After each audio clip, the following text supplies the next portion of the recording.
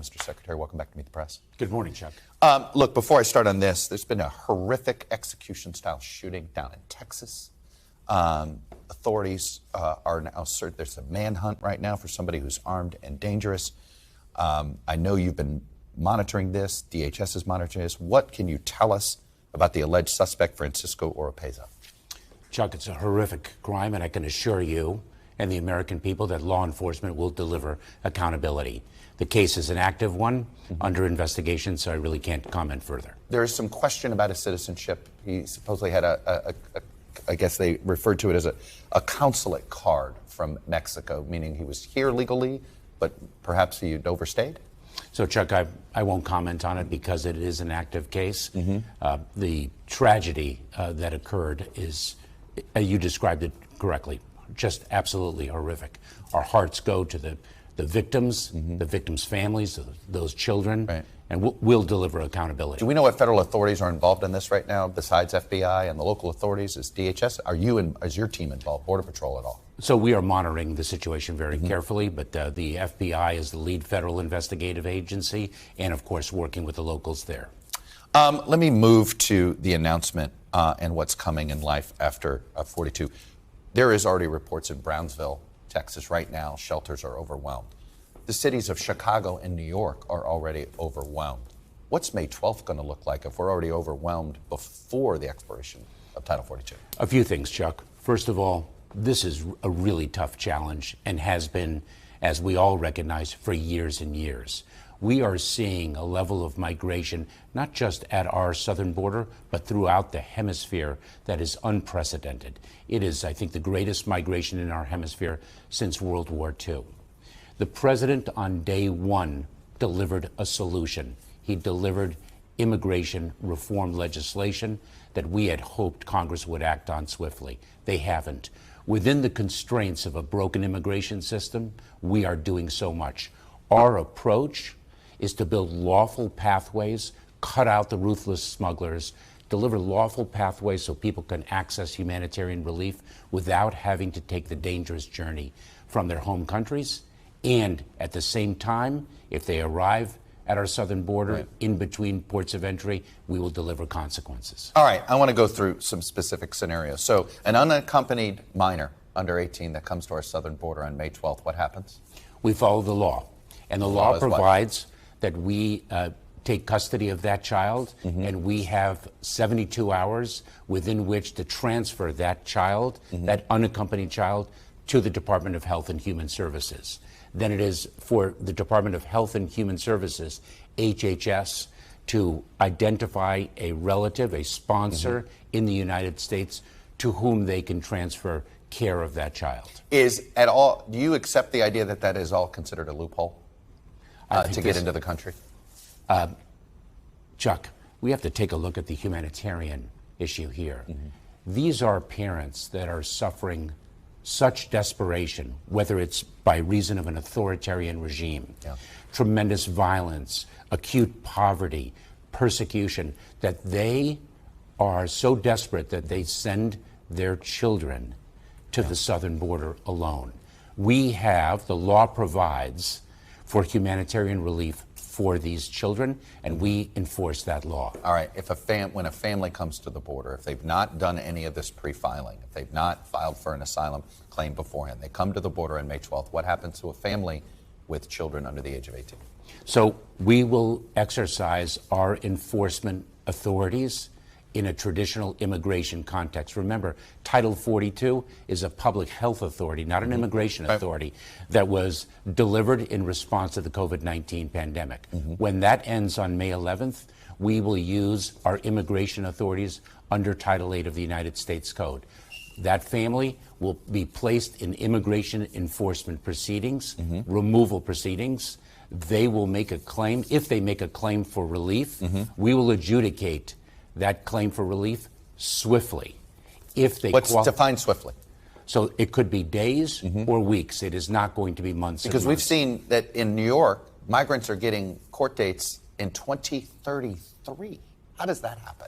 So we are, what we have done now is we are going to be able to exercise our immigration enforcement authorities. We've been precluded from doing so by a court. We sought to end Title 42 long ago. Okay. Title 42 does not deliver an immigration consequence. Title 8 of the United States Code does.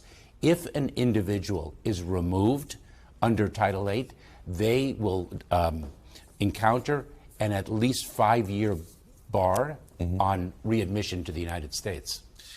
Here's a question I have. There are 2 million asylum cases in the backlog right now.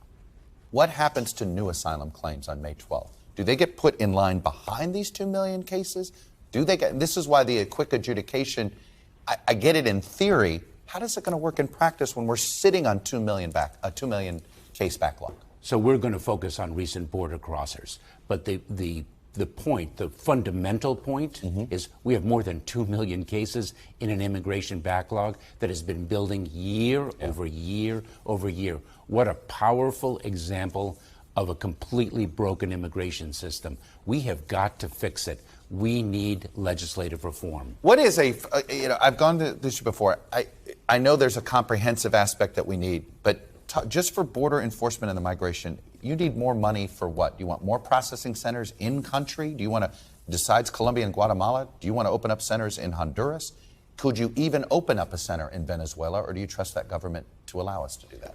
So, Chuck, we need resources for it all. Okay. But remember, the resources will enable us to move more quickly, more efficiently within a broken immigration system.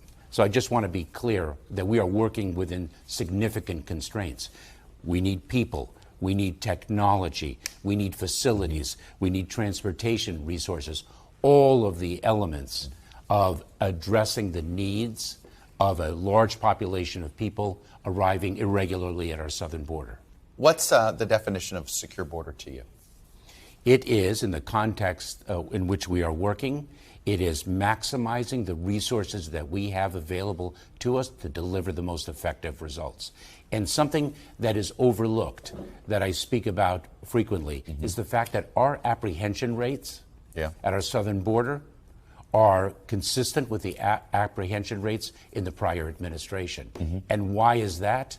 It is because of the extraordinary and extraordinarily heroic work of our United States Border Patrol. Well, but the challenge is enormous. I want to ask you about Border Patrol because the union doesn't like you.